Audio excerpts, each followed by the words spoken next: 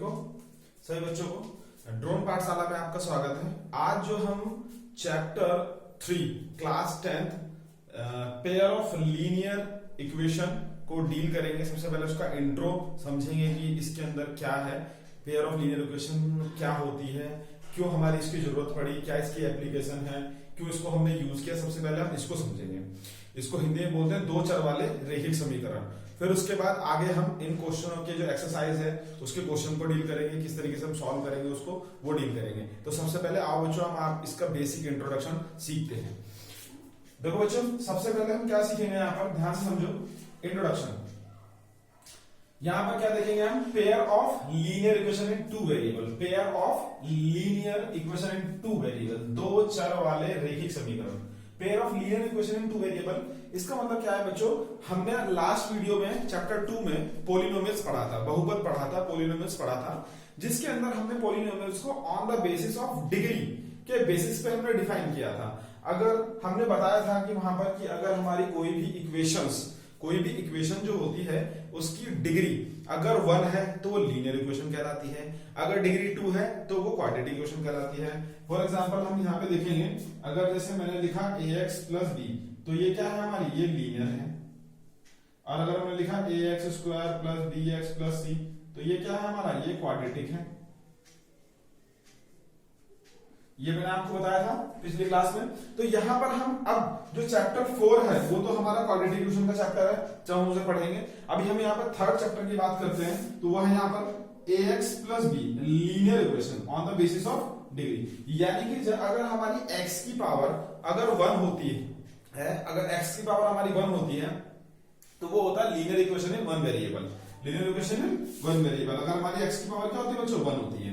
अच्छा, अब यहां पर हम समझेंगे पेयर। पेयर का मतलब क्या है, फिर लीनियर का मतलब मैंने आपको एक्सप्लेन कर दिया कि ऐसी इक्वेशन जिसकी पावर हमारी क्या है, 1, उसको हम क्या कहते हैं, उसको हम बोलते हैं लीनियर इक्वेशंस। क्या बोलते हैं, लीनियर इक्वेशन।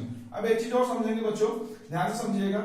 जैसे मैंने लिखा, मान लीजिए ax प्लस b, तो ये एक क्या है बच्चों, ये एक एक्सप्रेशन है। ये क्या है बच्चों, एक्सप्रेशन है।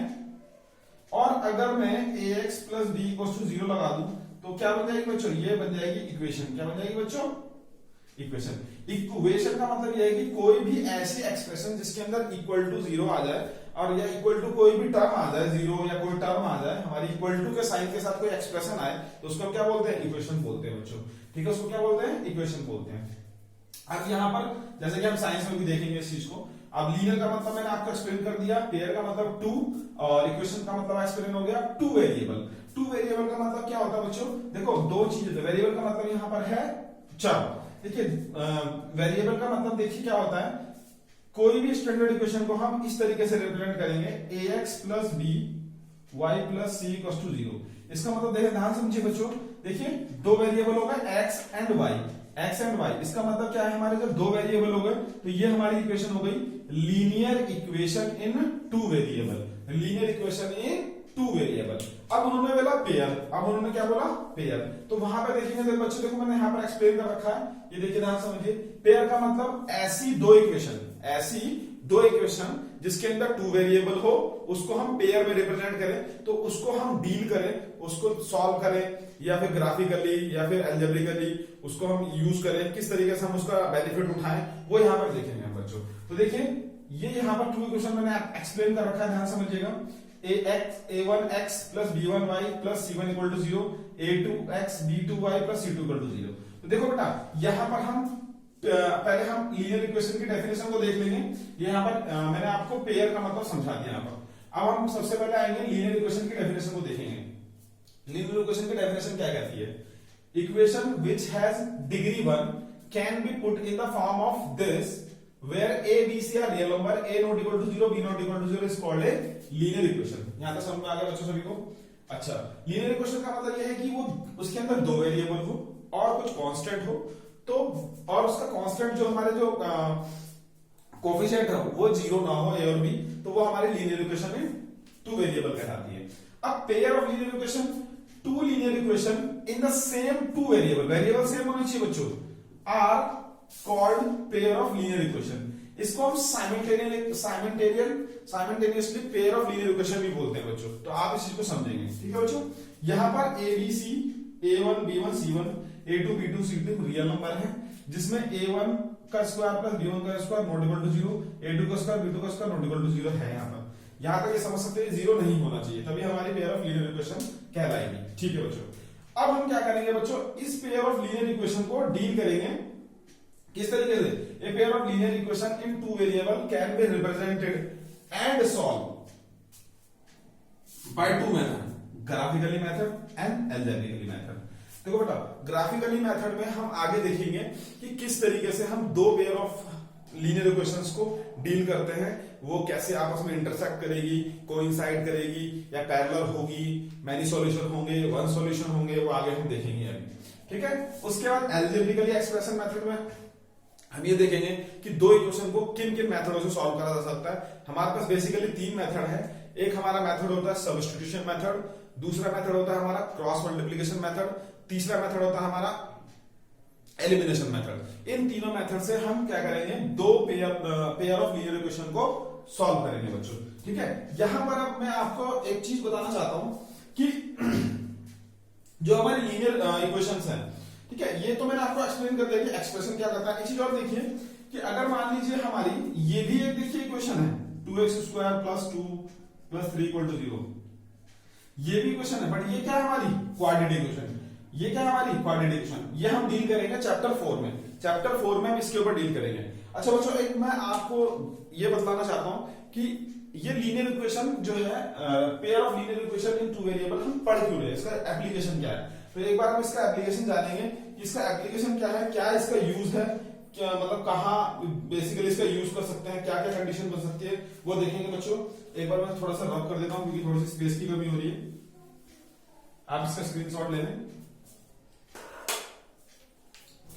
देखो बच्चों, यहां पर देखेंगे हम कि सपोज एक कोई एक्स बॉय था, वो दुकान पे गया सामान लेने, ठीक है। उसने क्या कहा, उसने कहा कि भाई मुझे पेंसिल 2 दे दो आप और 3 पेन दे दो। उन्हें दुकानदार के पास गया, दुकानदार से बोला कि मुझे पेंसिल 2 दे दो और 3 पेन दे दो, और उसने उसे 20 रुपए दिए, ठीक है बच्चों। चलो नेक्स्ट बच्चा आया, नेक्स्ट बॉय वाई, उसने क्या कहा, पेंसिल मांगी 3, पेन मांगे 5, और उसने फिर उससे 30 रुपए दे दिए। ये कंडीशन बनी। अब बोलेगा कि बताइए, दो कंडीशन बनी, अब आपको बोलेगा कि बताइए एक पेन और एक पेंसिल का क्या प्राइस रहा होगा, क्या मूल्य रहा होगा, वो बताओ। तो बच्चों देखो जरा इसकी इक्वेशन बना के दिखाते हैं हम आपको। जैसे कि हमने सबसे पहले हमने लेट कर लिया, ये एक्स पर कैपिटल ले लो, हमने लेट करा, let the price of 1 pencil x, let the price of 1 pen y, ठीक है बच्चों। ये ले लिया यहां पर। अब देखो बेटा, यहां पर मैं बता रहा हूं आपको, जब हमने वहां पर एक पेन का ये ले लिया, देखो टोटल पेंसिल हमारे पास कितनी है 2, मल्टीप्लाई कर दी, और पेन कितने हैं 3, मल्टीप्लाई कर दिया, और टोटल पैसा कितना लग रहा है 20 रुपए। ये इक्वेशन बन गई। उसके बाद सेम यहां पर हमने क्या करा, देखो एक पेंसिल 3 पेंसिल ली उसने, एक पेंसिल का x रुपए प्राइस है, 3 का 3x, सेम पेन का, और टोटल प्राइस उसका कितना है 30 रुपीज। देखो ये भी प्राइस, ये भी प्राइस और इक्वल टू भी प्राइस, तो 2 इक्वेशन बन गई। अब बच्चों इस 2 इक्वेशन को आप सॉल्व कर पाएंगे by using the graphically method या by using elimination method, substitution method या क्रॉस मल्टीप्लिकेशन मेथड। सो इससे हम डील करेंगे। तो इस तरीके से हम यहाँ पर जब इसे हम सॉल्व करेंगे बच्चों, तो इसे सॉल्व करने के बाद हमारे पास x और y की कोई वैल्यू आएगी, वो हमें ये पता लग जाएगा कि हमारे पास जो एक पेन है उसका मूल्य क्या है, प्राइस क्या है, और एक पेंसिल है उसका प्राइस क्या है। इस तरीके से हमें पता लग जाएगा। तो बच्चों मेरे ख्याल से आपको पता लग गया होगा कि हम किस तरीके से इस लीनियर इक्वेशन ऑफ 2 वेरिएबल का यूज कर पाएंगे। तो बच्चों आप इसका स्क्रीनशॉट ले लें। आपको कोई समस्या हो, कोई दिक्कत हो तो प्लीज मुझे कमेंट में जरूर बताएं, और शेयर करें, सब्सक्राइब करें। बहुत बहुत धन्यवाद बच्चों। राम राम सभी को।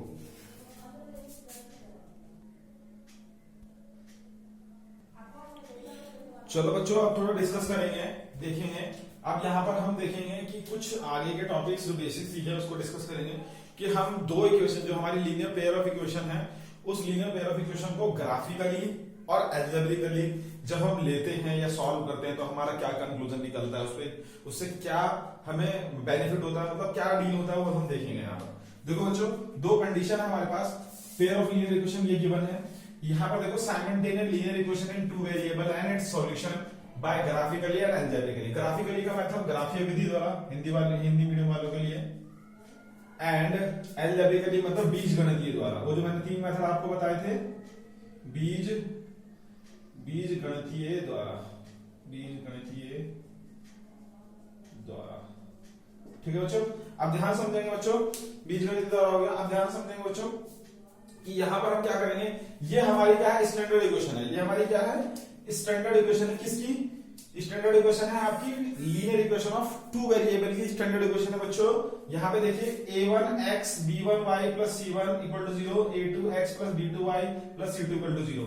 ये मैंने आपको भी बताया था थोड़ी देर पहले, ठीक है। अब यहाँ पर हम देखेंगे बच्चों कि हम इन दोनों जो कॉफिशिएंट है हमारे x और y के कॉफिशिएंट है, इनका यूज करके हम कंपेयर करेंगे इक्वेशंस को कि ये इक्वेशन हमारी एक सॉल्यूशन देती है, मैनी सॉल्यूशन देती है, या कोई भी सॉल्यूशन नहीं देती, इंटरसेक्टिंग लाइन है, पैरेलल लाइन है, या कोइंसिडेंट लाइन है, इसके बारे में देखेंगे। कंसिस्टेंट है, इनकंसिस्टेंट है, और आपका डिपेंडेंट है, ये चीज के बारे में देखेंगे। तो ध्यान समझेंगे बच्चों। सबसे पहले हम देखेंगे यहाँ पर कि देखिए यहाँ पर हमारा ये स्टैंडर्ड इक्वेशन से कंपेयर करते हैं। यहाँ पर देखते हैं a की वैल्यू 3, a1 की वैल्यू 3 और a2 की वैल्यू 5, b1 की वैल्यू 5 और b2 की वैल्यू 7।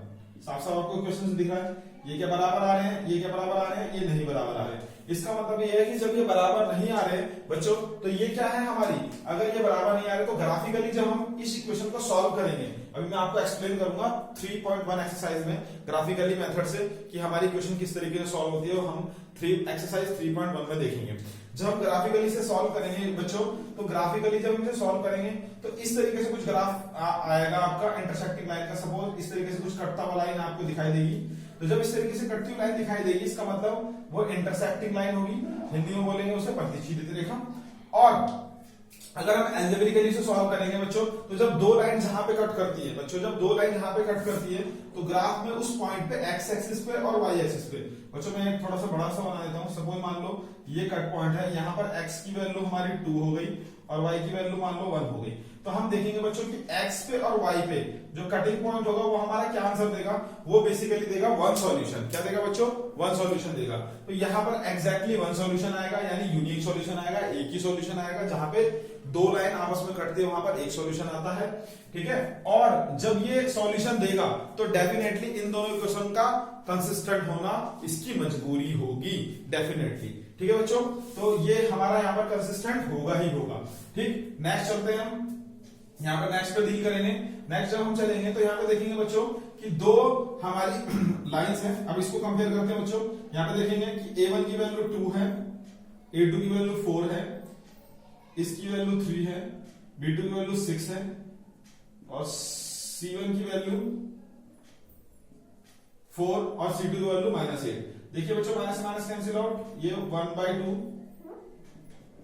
नेक्स्ट बच्चों 1/2, और नेक्स्ट बच्चों 1/2।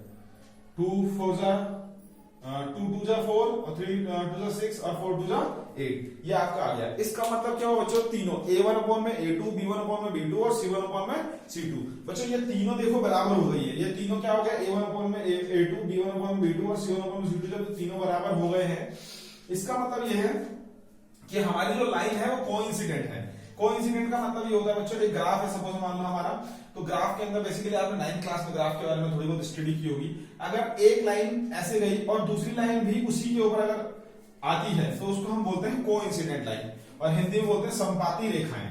समझ में आ गया बच्चों इसका मतलब क्या ग्राफिकली। दूसरा क्या है, infinitely many solution. Infinitely many solution का मतलब यह है बच्चों अपरिमित रूप से अनेक हल। इसका मतलब ये क्या है, यहाँ पर भी एक सॉल्यूशन आ रहा है, इसका यहाँ पर भी आ रहा है, यहाँ पे भी आ रहा है, यहाँ पे भी आ रहा है, यानी कि इस लाइन दोनों लाइन एक के ऊपर एक लाइन कर रही है, आपस में नहीं कट रही। तो इसका मतलब यह है कि इस दो इक्वेशन के बहुत सारे सॉल्यूशन है। x की वैल्यू 2 3 4 5 कुछ भी हो सकती है। इसका मतलब यह है बच्चों, और जब ये इनफिनिटली मैनी सॉल्यूशन देगा तो बच्चों इसका इनकंसिस्टेंट होना लाजमी है, ठीक है बच्चों, समझ में आ गया होगा आपको। नेक्स्ट आगे चलते हैं। यहाँ पे देखिएगा हम इक्वेशन को, देखिए यहाँ पर A1 A2 B1 B2, देखो बच्चों यहाँ पे हम जब हमने कट किया 1/4 और 1/4, जैसे ही हमने कट किया बच्चों A1 अपॉन में A2 और B1 अपॉन में B2 क्या हो गए हमारे बराबर हो गए। तो जब A1 अपॉन A2 और B1 अपॉन B2 बराबर हो गए तो हम चेक करेंगे कि C1 अपॉन C2 बराबर है। तो हम देखेंगे यहाँ पर C1 8 और C2 9। तो बच्चों ये देखो आपको साफ साफ क्लियरली मेंशन हो रहा है यहाँ पर कि A1 अपॉन A2 तो बराबर हो रहा है, बट C1 अपॉन में C2 बराबर नहीं आ रहा। तो जब इस कंडीशन में ऐसी कंडीशन बनती है तो इस कंडीशन में क्या होता है बच्चों, दो लाइंस हमारी क्या होंगी, पैरेलल होगी बच्चों। दो लाइंस हमारी क्या होंगी, पैरेलल। पैरेलल का मतलब क्या होता है बच्चों, समांतर रेखाएं। जैसे कि आपने देखा होगा रेल की पटरी कैसी होती है हमारी, एकदम पैरेलल, जहां पे वो टर्न नहीं लेती उसकी बात कर रहा हूं मैं। तो इसका मतलब दोनों के बीच में इक्वल डिस्टेंस रहते हैं, तो उसको हम क्या बोलते हैं, पैरेलल लाइंस बोलते हैं। तो ऐसी सिचुएशन में बच्चों जब भी ऐसी कंडीशन बचेगी तो ग्राफिकली हम इक्वेशन को देखेंगे तो पैरेलल लाइंस ड्रॉ होंगी, ऑलवेज क्या होंगी, पैरेलल लाइंस, समांतर रेखाएं ड्रॉ होंगी। ठीक है बच्चों, और उसका नो सॉल्यूशन। नो सॉल्यूशन का मतलब बच्चों एक बात बताओ, जब वो आपस में कटेंगे नहीं तो उसका सॉल्यूशन क्या होगा, नो सॉल्यूशन होगा। यहां तक तो कोई दिक्कत नहीं बच्चों, वो कोई भी हल नहीं देगी।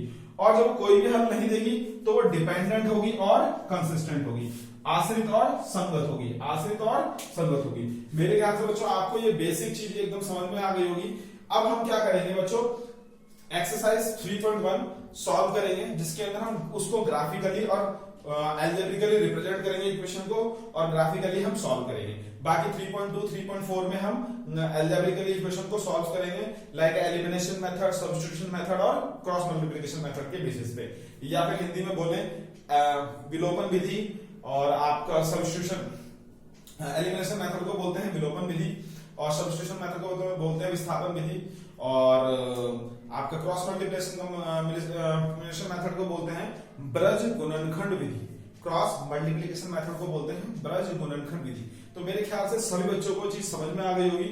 अगर आपको ये वीडियो अच्छी लगी तो प्लीज इसे शेयर करें, सब्सक्राइब करें, और मुझे जरूर बताएं कमेंट में कि ये आपको अच्छी लगी। अगर कुछ इसमें इंप्रूव करने की चीजें हैं तो मुझे कमेंट में जरूर लिखें, मैं इसको जरूर इंप्रूव करूंगा। सभी बच्चों को राम राम जी।